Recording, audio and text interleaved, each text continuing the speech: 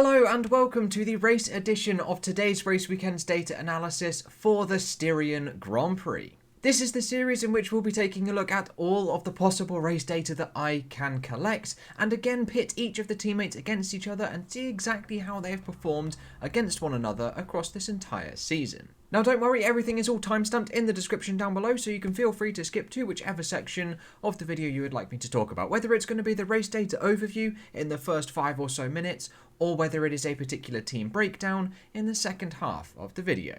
But without further ado, let us jump on into the race data for the Styrian Grand Prix, and we'll start by taking a look at the positional table. And again, very boring. France, it was fairly interesting. And then the race before France, which I can't quite remember off the top of my head, was equally very boring. But I think this one is the most boring that we've seen so far. There's a couple of pit stops between lap 24 and 28 in the midfield where we see the Aston Martins, we see the Alpines, and also the two Alfa Tauri cars sort of go backwards. But yeah, other than that, nothing really happened. Then we can take a look at the overall lap time chart for the Styrian Grand Prix. This is every driver's lap time mushed onto one graph, and we can see the main bulk of pit stops for everybody. It was mainly a one-stop Grand Prix between laps 22 and around laps 44. There is then the second pit stop for Sergio Perez around lap 55, and then there is the fastest lap pit stop for Lewis Hamilton on the last lap of the race. But now just zooming in on that section of main racing, all of the squiggly wiggly lines excluding all of the pit stops to see all of the different gaps and the pace differentials between the drivers. And actually, amazingly, we can see 5 different bands of racing in the first section of the race. We can see an enormous pace differential between Hamilton and Verstappen. They were exchanging fastest laps of the Grand Prix up until the first stage of pit stops. Then Valtteri Bottas and also Sergio Perez come and join them in the orange and the sort of yellowy line. And then above that is Lando Norris and Carlos Sainz.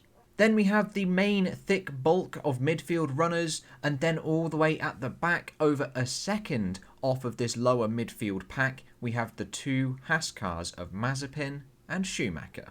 Then post first pit stop phase, we then end up going down to 3 bands of overall racing as Perez and Bottas end up joining Hamilton and Verstappen. The midfield then also starts to spread out as the overall pace difference of Norris and Sainz sort of mushes back in with the overall midfield, and the Haas eventually speed up. And then these 3 bands of racing can be seen in the last portion of the Grand Prix as well.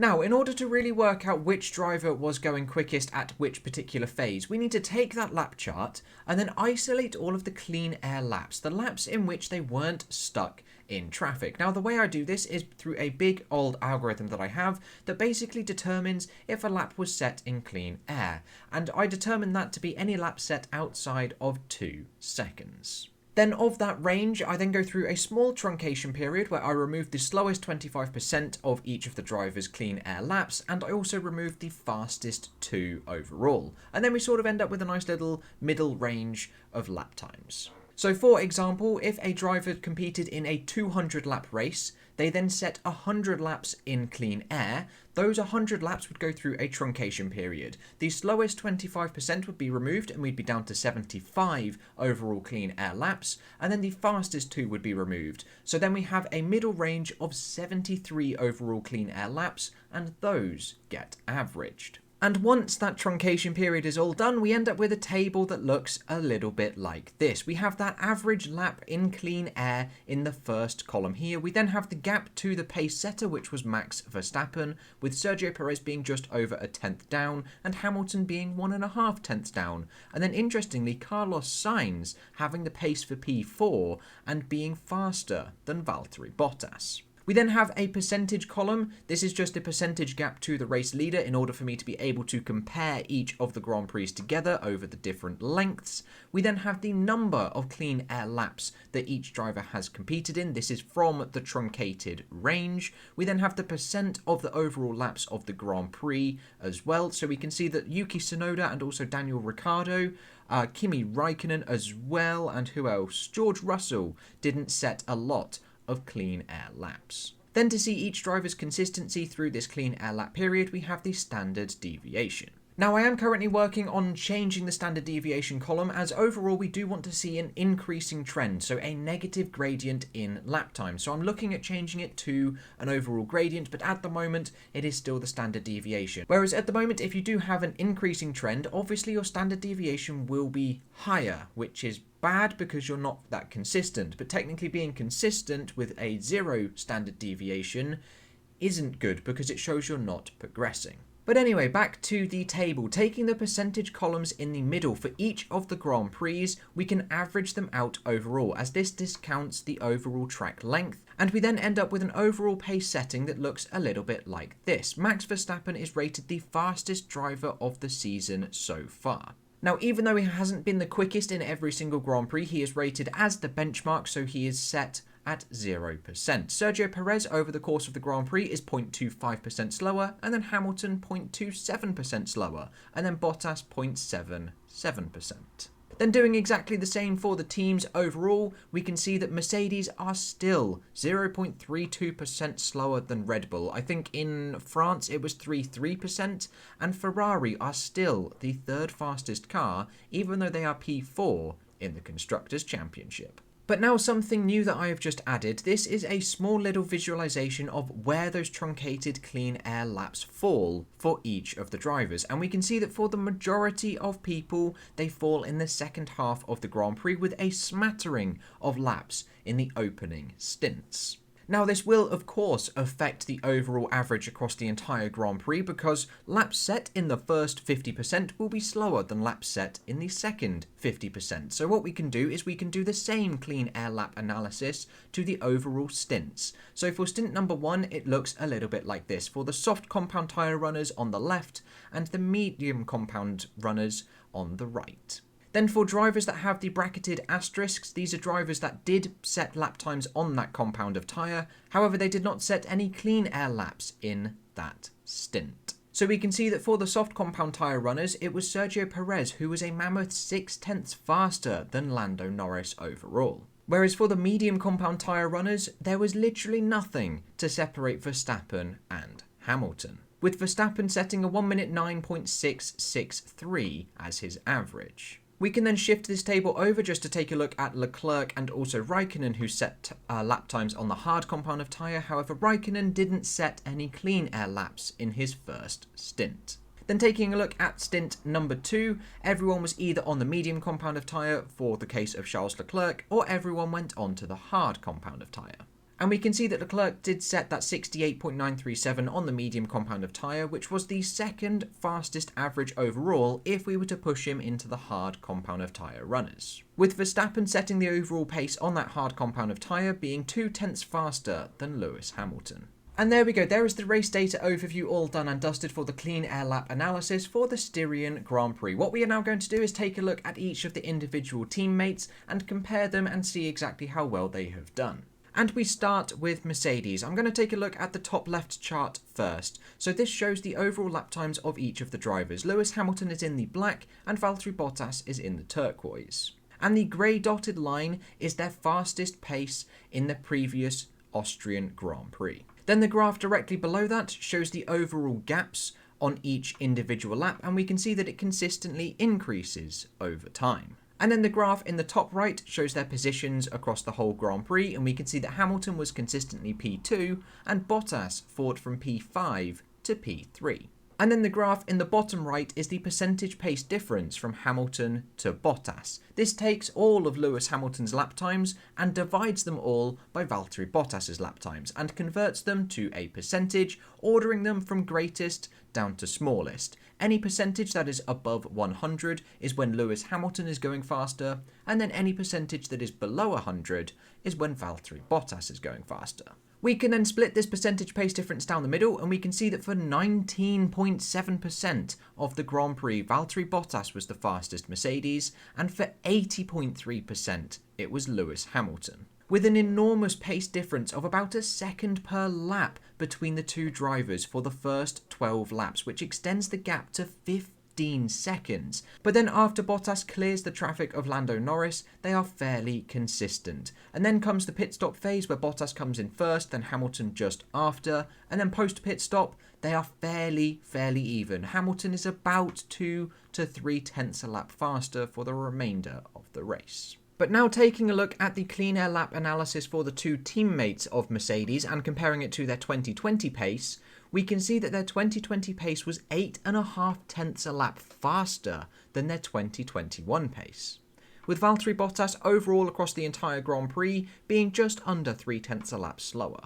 However, across stint number 1, there was a difference of just 2 tenths between the two drivers, and stint number 2, this had risen to just over 3 tenths. And then from Mercedes, we will take a look at Red Bull. And again, starting with that percentage pace difference, we can split this down the middle, and for 22.5%, it was Sergio Perez in the darker blue line who was the faster Red Bull, and therefore for 77.5%, it was Max Verstappen. With again a fairly significant pace difference between Verstappen and Perez in the first 12 or so laps of about a second per lap until Perez cleared the traffic of Lando Norris, where that pace difference, rather than becoming fairly even in terms of the Mercedes graphs, it stays around half a second.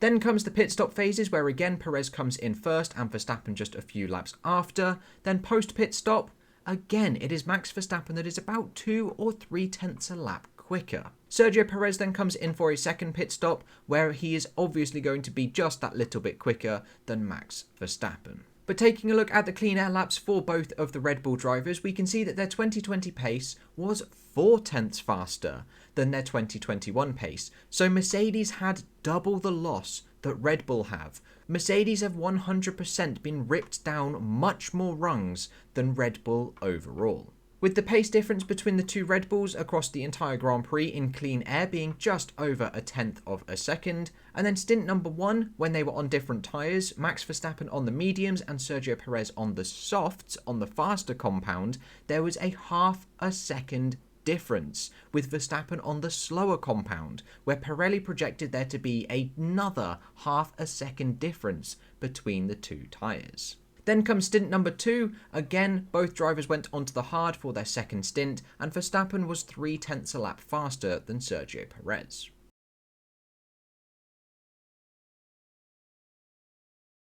And so from Red Bull, we will now take a look at McLaren. And again, splitting that percentage pace difference down the middle, looking at Ricciardo in the blue, he was only faster in 11.4% of the overall laps, with Lando Norris being 88.6% faster than Daniel Ricciardo.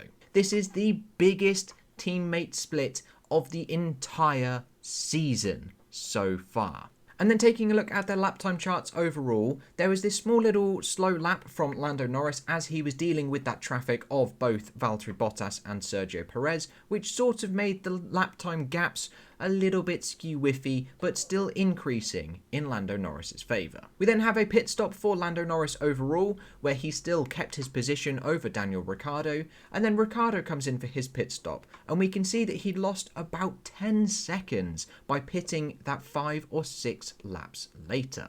They are then fairly even post Daniel Ricciardo's pit stop for the first 10 or so laps. However, from lap 60/62, Ricciardo just sort of drops off a little bit compared to Lando Norris. Then taking a look at the McLaren's lap times overall and comparing it to their 2020 pace, there was a difference of 6 tenths between the 2 years, with there being again a 4-tenth difference between Lando Norris and Daniel Ricciardo across the entire Grand Prix. With stint number 1 looking a bit like this, again Norris on a different set of tyres to Daniel Ricciardo, and again the soft compound of tyre being slower in race pace than the mediums. And then stint number 2 for both drivers, where they both went onto the hard, looks a little bit like this. Norris was the faster driver by 3.5 tenths. Then from McLaren, we will take a look at Aston Martin overall, and we split the percentage pace difference down the middle. For 61.4% of the laps raced, Lance Stroll was the faster Aston Martin car. Therefore, for 38.6%, it was Sebastian Vettel,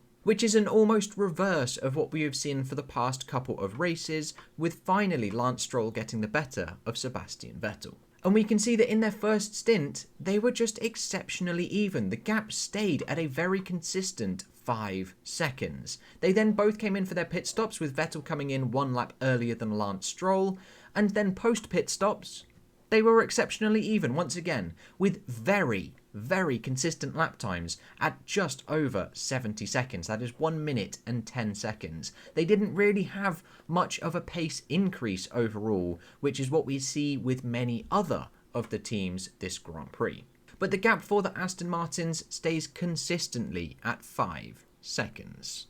And then taking a look at the overall lap time comparisons of the two Aston Martins, they have lost 1.1 seconds, almost 1.2 seconds per lap on their 2020 pace. This is the most significant loss of the 2021 grid, with Stroll being 0.2 a lap slower across the whole Grand Prix in clean air than Sebastian Vettel. Whereas taking a look at stint number 1, where once again they were on different tyres, Sebastian Vettel never set a clean air lap in stint number 1.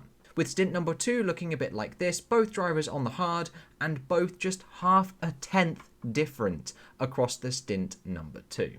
Then from Aston Martin we can take a look at Alpine, and actually surprisingly splitting their percentage pace difference down the middle, for Ocon in the white, he was faster for 42.9% of the laps raced, and for Fernando Alonso it was 57.1%. Which is nowhere near as significant as I was expecting it to be, considering how slow Ocon was, especially compared to where Alonso had placed, and considering we saw an 88-12 split for the McLarens. This surprised me. With their pace in stint number 1, again, like the Aston Martins, being exceptionally similar. The gap just stayed at around 8 to 6 seconds. It is Alonso who then comes in first for Alpine in this dark blue line here, which allows Ocon to get past. However, Alonso takes full advantage of his fresh tyres and runs about 1 second a lap faster until Ocon comes in for his pit stop. Then post Ocon pit stop, they are again exceptionally even, with just a small little slow lap for both drivers around lap 56. And so taking a look at the lap analysis of both of these drivers, comparing their pace to 2020, Alpine have lost 1 second. This is the second most significant loss to 2020. With interestingly Fernando Alonso being 0.9 a lap slower than Ocon in clean air over this entire race. However, Ocon had many times more clean air laps than Fernando Alonso. He only had about 15, and most of those were in the first 50% of the race, whereas Ocon had about 50 clean air laps, which came in the second half of the race. So please do take this 0.8 gap with a pinch of salt. Whereas stint number 1, we can see that there was a 0.6 difference between the two drivers, with once again the soft compound of tyre being the slower compound. And then stint number 2, it looks a little bit like this, with Ocon again being the quicker driver by 0.5 seconds. However, he was just absolutely nowhere this weekend, but he was quicker than Fernando Alonso. Then from Alpine, we will take a look at the Scuderia Ferrari, and we will split the percentage pace difference down the middle, and for 41.4% it was Carlos Sainz in the black who was the faster of the two cars, and for 58.6% of the laps raced, it was Charles Leclerc. And much like Red Bull, there was a very significant pace difference between the two drivers in Charles Leclerc's favour. This was obviously after his first pit stop where he went onto brand new compound of tyre, and he was consistently about a second, maybe 1.5 seconds faster than Carlos Sainz in this first stint, where he brought the gap down from just under 25 seconds all the way down to under 5. However, at around lap 28, there is then a huge pace increase for Carlos Sainz. He increases his pace somehow by about 1 second per lap. His average lap time in the first stint up to about lap 24 was just below 72 seconds, and then after lap 24, up until his pit stop where his tyres should be dead, he reduced this to 70 seconds. Then both drivers come in for their pit stops, which raises the gap to about 35 seconds in Carlos Sainz's favour. Then post-pit stop, they're fairly even. Then looking at the lap times of the two Ferraris, we can see that actually they were 3.5 tenths quicker than their 2020 pace in Austria, the only team to go quicker than their 2020 pace, with there being a 0.2 difference between Sainz and Leclerc across this entire Grand Prix. And across stint number 1, it looked a little bit like this. Sainz was on the medium and Leclerc went onto the hards. I've again excluded his first lap on the softs. I've started his stint when he came onto the hard compound of tyre, and there was a 6/10 difference, with Pirelli projecting there being a 3/10 difference between the medium and the hards. And then stint number 2 looked a little bit like this. Again, a split strategy with Leclerc finishing on the mediums and Sainz on the hards. There was a 1/10 difference, with Sainz being the slower of the two cars. Then from Ferrari, we will take a look at Alfa Tauri. And unfortunately, there is nothing. There is always one team that has nothing, apart from France. Every driver finished in France, so there was something to talk about. But there is absolutely nothing to take a look at for Alfa Tauri, but we can compare their pace of 2020 to Tsunoda's pace of 2021. And there was a 9/10 difference between their two paces, with Tsunoda's pace of stint number 1 being a 1:11.5 on the softs, and for stint 2 being a 1:10.5 on the hards. However, there is absolutely no benchmark to compare this to, so we don't know if this was quick or if this was slow. And from Alfa Tauri, we will now take a look at Alfa Romeo. And again, splitting that percentage pace difference down the middle, for exactly 40% of the laps raced, it was Giovinazzi in the white who was the faster of the two Alfa Romeos, and therefore for exactly 60%, it was Kimi Räikkönen. With interestingly, the two drivers like the Aston Martins being dead even in stint number 1, the gap staying at around 3 seconds. However, it is Antonio Giovinazzi who comes in for his pit stop first, and this chooses to be a wise decision, as he was able to run about a second a lap faster than Kimi Räikkönen for 5 or 6 laps until the Finns pit stop, which enabled Giovinazzi to get the mega undercut on his teammate. However, when Räikkönen came in on lap 36, he then put in some stonking laps and actually produced an on-track overtake, where then Giovinazzi just sort of fell apart and his lap times looked more like a heart rate monitor going all squiggly wiggly. With the overall lap times of the two Alfa Romeos looking a little bit like this, their 2020 pace was just under a 10th a lap faster than 2021. With stint number 1 for the two drivers looking a bit like this, no lap time set in clean air for either driver, and stint number 2, it looking like this, both drivers on the hard compound of tyre, and there was a 3/10 gap between Räikkönen and Giovinazzi. And then from Alfa Romeo, we will take a look at Haas, and splitting this percentage pace difference down the middle, for 44.1% it was Mazepin in the white who was the faster of the two cars, and for 55.9%, it was Mick Schumacher in the grey. With once again, like the Alfa Romeos, the pair being dead even in stint number 1. The gap was staying at around 1 to 2 seconds for about 20 laps. It was then Nikita Mazepin who came in for his pit stop first. However, he wasn't able to perform that mega undercut like Giovinazzi before, but he did, however, close the gap to Mick just a touch. Mick then came in for his pit stop, and once again post Mick pit stop, they were just exceptionally even, where again an on-track overtake occurred in Mick's favour. However, what happened at lap 52, I have no idea. Mick went faster and Mazepin went slower, and then there was about a 1.5 second to almost 2 second gulf between the two drivers. And so taking a look at the lap times of the two Haas cars, we can see that to 2020, they lost almost 1.1 seconds, much like the Alpines overall, with there being a significant 1 second difference per lap between Mazepin and Schumacher. With stint number 1 looking a bit like this, there was a 6/10 difference with both drivers starting on the medium compound of tyre, and stint number 2, it rose to over a second per lap in stint number 2 on the hards. And then finally, for the race edition of the Race Weekend Data Analysis for the Styrian Grand Prix, we will take a look at Williams. And splitting the percentage pace difference down the middle, for the laps raced, which was only 36, Nicholas Latifi was actually the faster of the two Williams for 55.6% of the Grand Prix, and George Russell was faster for 44.4%. Now, this is only taking George Russell's first 36 laps, obviously, as that's 100% of the laps he raced, and Nicholas Latifi's first 36 laps. So I haven't chosen Latifi's fastest 36, I've chosen lap 1 to lap 36 for Nicholas Latifi. With stint number 1, the two drivers once again being exceptionally even, like the past two teams that we have looked at. However, the gap was hovering at a minute.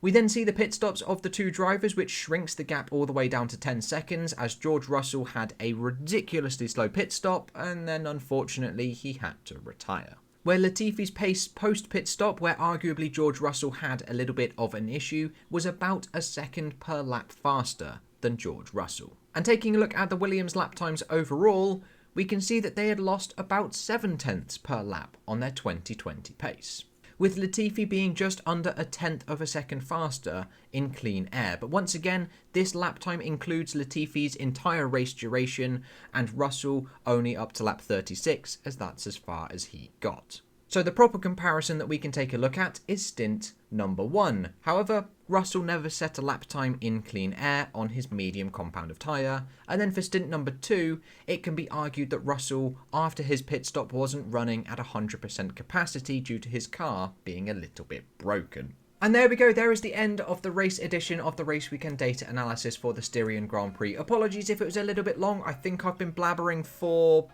37 minutes. Yeah, that's quite long. I've got a lot of editing ahead of me now. But if there's anything that you would like to say, please let me know in the comments below, whether it's about this episode, about the Grand Prix, about any of the data that you've seen, or just anything in general. Please let me know. But that is all I've got for you today, guys. I hope you have enjoyed, and I will catch you in the next episode with whatever and whenever I decide to make it. I'll see you guys then.